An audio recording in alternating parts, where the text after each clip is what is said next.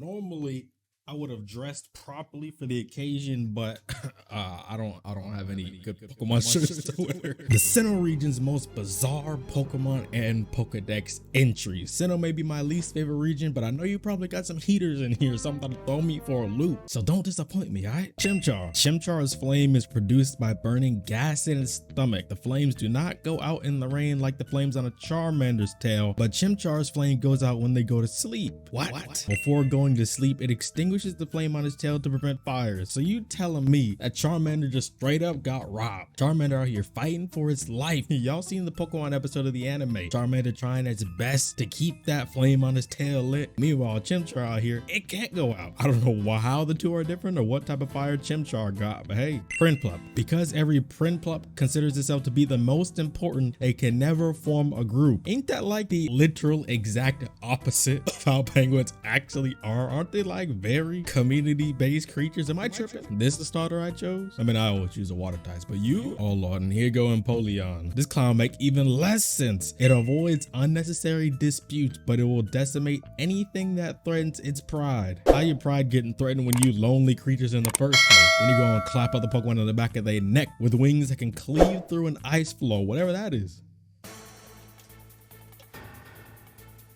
Oh, Cricketune, homeboy with the most goated Pokemon cry. One of them. It's a classic. There is a village that hosts a contest based on the amazingly variable cries of this Pokemon. Now, the one cry we already hear is fire enough. Based on these cries, do these Cricketoons be beatboxing? Be honest with me. Be honest with me. Are these Cricketoons making their own beats that people in the Pokemon world rap on? Is that what they doing? That'd be so fire, bro. Rapping to the beat of a Cricketoon cry? Yo.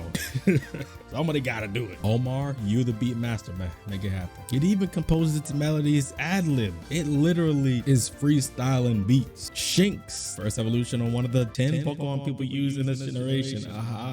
In the wild, if a Shinx's claw is damaged, it loses the ability to communicate with the others and will be isolated from its pack. Does that even make sense? So because your claw is damaged, not even just gone, just damaged, don't they like communicate through the electricity and the... Oh wait, they don't have cheeks like the other ones do. It's for like each have a gold ring around them. These are electricity glands similar to Pikachu's cheeks. So what do the claws have to... I don't even know, man. That's brutal, bro. Imagine you just get a chip on your nail and your whole family just disown you. That's OD. I don't give you this one, Gen 4. Luxray, he cool. He may be garbage, but at least he look cool. It has eyes which can see through anything. It spots and captures prey hiding behind objects. So what do you do? Just shoot electricity in your eyes or something like that? Or do you just have X-ray vision eyes? Heightens its own senses by stimulating its occipital lobe in its head. I don't know, man. Luxray's sight is so good it can see through objects as if it had X-ray vision. So it's literally just its sight. All right, then I just had to read. Simple as that. So Luxray basically got the third eye from Persona 5. I wish I had that ability, man.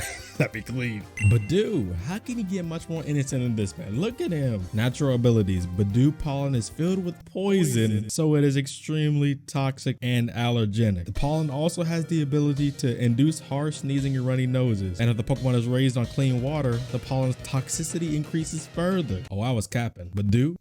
You a problem. And I assume your demonic final evolution rosary got something else going on. Just get it over with, man. Luring prey with a sweet scent, it uses poison whips on its arms to poison, bind, and finish off the prey.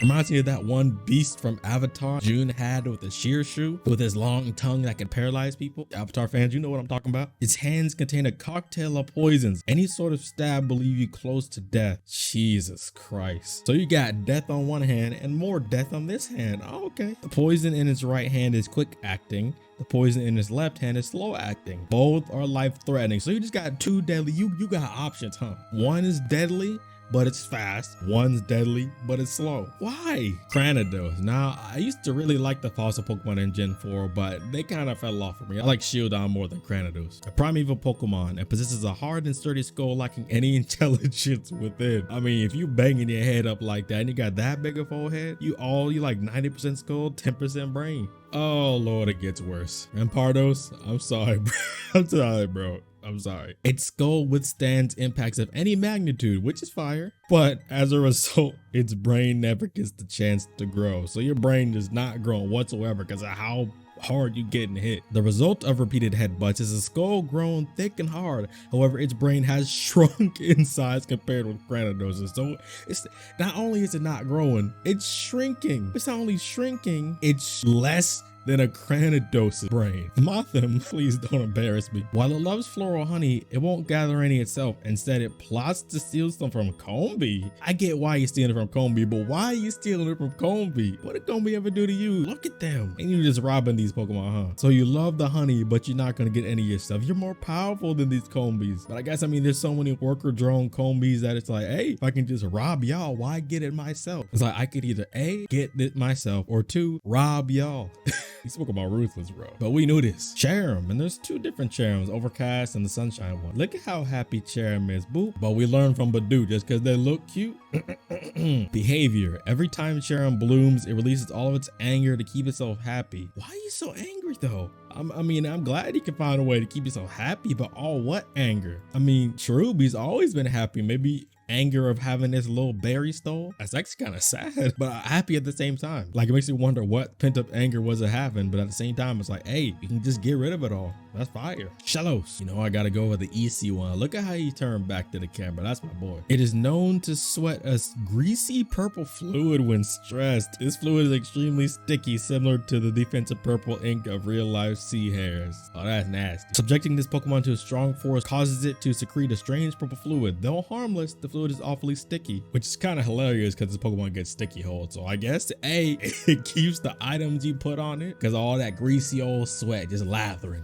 What you got for me, Gastrodon? Y'all two aren't very much different. I still like this one more though. For Gastrodon, it specifies that the sticky fluid causes them to become bitter and inedible. Y'all slurping Gastrodons? Is that what we doing? That's what y'all doing, not me, y'all. Hold up though, let me not sleep. Hey yo, Gastrodon?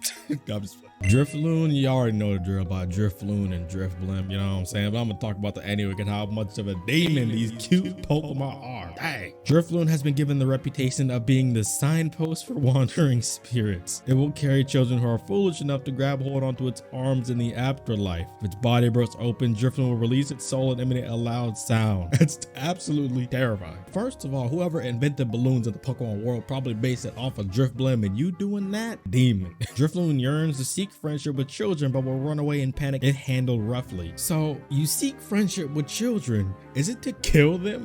Do you want to do this? Not just happens by accident? So y'all really just hunted these children down, befriend them, fatten them up, get them all close, and yoke it up. All right, Drifblim, let's see about you. We know about you, Drifblim. We know about you. Demon. Drifblim floats anywhere the current takes them, but groups have been known to disappear suddenly when spotted. It is more active at night than in the day. Drifblim are strong enough to carry people and Pokemon around to nowhere able to be seen. It can inflate and deflate a road, because remember, this thing is a blimp basically, a hot air balloon. It don't matter how much you weigh, you'll gonna float too. I ain't talking about Pennywise.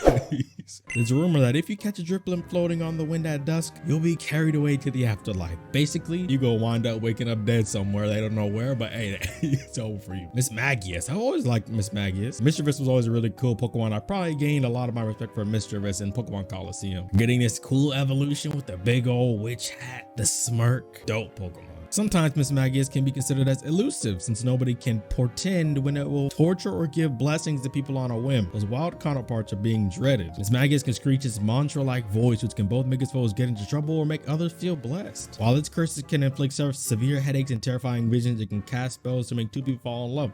Thus, many will desperately search for it as if it were their lifeline. Also, y'all just down atrociously that bad? You just rolling a dice on this Pokemon, you can either get severe headaches, terrifying visions, or you'll fall in love with the person you want to. Yeah, y'all rolling that dice? Honchkrow. You know, some of these Pokemon getting other evolutions in Gen 4 made me forget that the first evolutions weren't Gen 4 Pokemon. I mean, who cares about Murkrow? Well, you have Honchkrow, big old bird, way cooler than Staraptor. That boy clean, bro. It is merciless by nature. It is said that it never forgives the mistakes of its Murkrow followers. Oh, you got Yakuza crows over here? If its Murkrow cronies fail to catch food for it, or if it feels they have betrayed it will hunt them down wherever they are and punish them. Oh yeah, these Honchkrow Murkrow definitely Yakuza. Its goons take care of most of the fighting for it. The only time that it dirties his own hands is delivering a final blow to finish off the opponents. You just the final hit, bro. That's it? I respect it. If one utters a deep cry, many Murkrow gather quickly. For this, it is called Summoner of Night. So y'all got your own signature move too? Y'all that tight? I mean, if they are Yakuza, they are that tight and that ruthless and that clean and that cool. Stunky, oh, we know about you already. If it lifts its tail and points its rear at you, beware, it's about to spray you with the fluid stinking up to make you faint. God lord. It aims for their faces and it can hit them over 16 feet away. The foul fluid from its rear is so revolting that it can make people queasy up to 1.25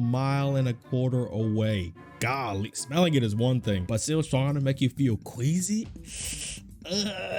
Oh lord, Skunk Tank's about to be brutal, isn't it? Up to 1.5 miles away. Bruh. It sprays a stinky fluid from its tail. The fluid smells worse the longer it's allowed to fester. Why? That's so strange. Why does it get worse the longer it's allowed to fester? Its range is... Ooh, now remember, Stunky, 16 feet, 106. Oh nah, Team Galactic, y'all know what you were doing. Bronzor, this one should be kind of self-explanatory maybe, I'm assuming. X-ray photos were taken to check its body structure. Nothing appeared, however. Polishing Bronzor to a shine makes its surface reflect the truth, according to common lore. Be that it is made, Bronzor hates being polished. And what exactly do you mean by reflect the truth? As in like, it's like a real mirror that shows the real you or something, like your emotions, or this is like the mask of truth? And the Sheikah Stone. What are we doing here, Bronzor? That's weird, but it's just weird. It doesn't expand on what the reflect the truth part means. That's strange. Dang, now I'm trying to learn more. This is so interesting, man. Weird. Dang, that's why I made this series. If you guys are still with me in this video, put hashtag rock polish somewhere on your comments so I know the real ones. Bronzor, it brought rains by opening portals to another world. It was revered as a bringer of plentiful harvest. So Bronzor be opening ultra wormholes just for rain. Is that what we do? Or somewhere in the multiverse? We know the Pokemon multiverse is deep by now. But Bronzor?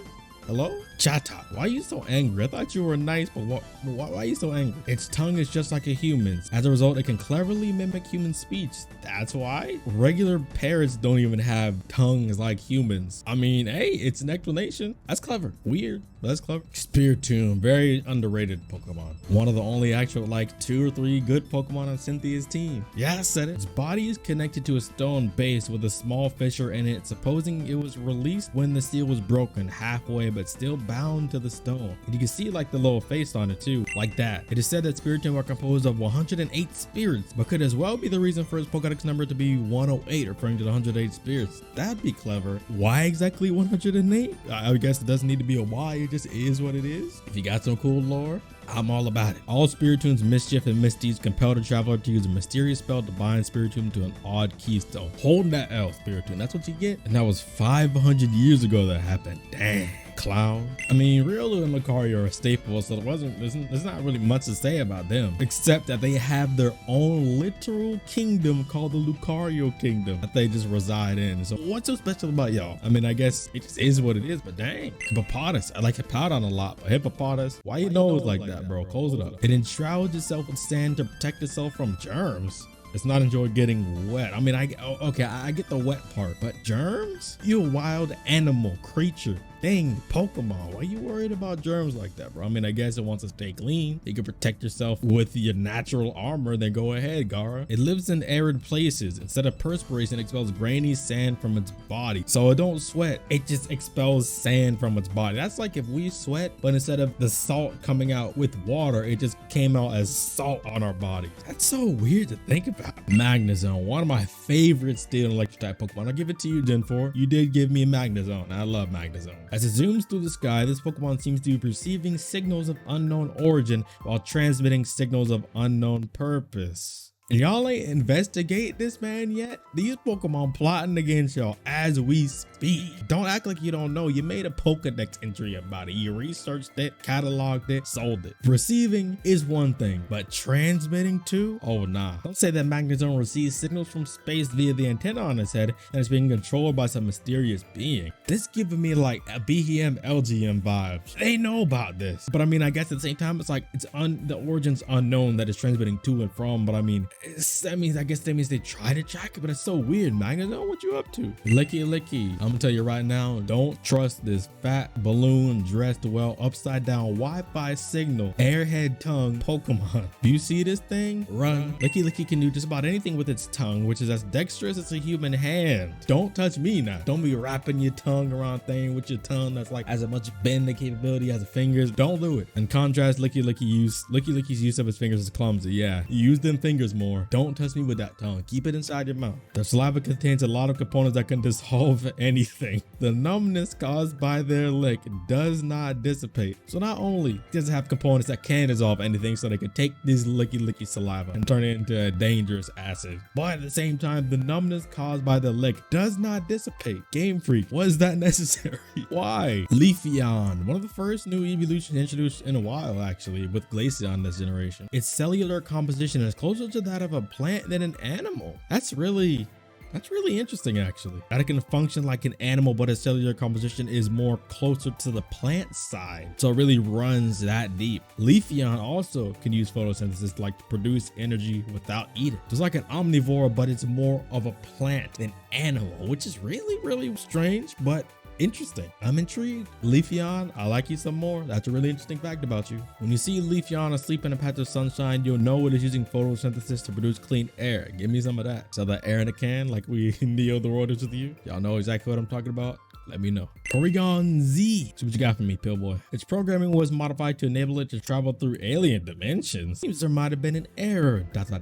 aka ellipses. Now why? So they've been deep into the Pokemon multiverse, or at least trying to access different dimensions for ages. They're trying to get to alien dimensions, alternate dimensions, parallel world. There seems to be an error. Maybe trying to contact an alien dimension, it made it cause it to freak out. Maybe not in their programming, or they assumed it was in their programming. Porygon Z had a program installed to allow it to move between dimensions, but the program also caused instability in Porygon Z's behavior. That's what I'm thinking. What if that program it installed was fine, but in trying to make it go to these alien dimensions, it bugged out because it's just too much over there. It's too different over there. It just couldn't get stable again. That'd be interesting, don't you think? That's weird. So weird to think about, but I love it. That's actually it though from the Gen 4 Pokemon, the most bizarre Pokemon Index entries of the Sinnoh region. And I gotta say, that was a trip. I decided to omit legendaries from this because legendaries are gonna have some different or abnormal or bizarre powers in general over time, space, reality, emotions, between realms, between reality, over existence, all that stuff anyway. So they're omitted from this. Anyway, let me know what you guys think about this new format for me doing this. If you guys enjoyed this episode of Sinnoh's most bizarre Pokemon Index entries, and hey, leave a comment what you thought. Hashtag rock polish on your comment anywhere. Let me know the true people that stayed. As long as you have, go ahead and hit the subscribe button as well. Don't forget to hit the bell too, so you get properly notified when uploads and streams happen. Thank you for all coming up watching this video, and hey, if you want to see a certain region next, let me know. See y'all on the next one. Thank y'all for staying this long.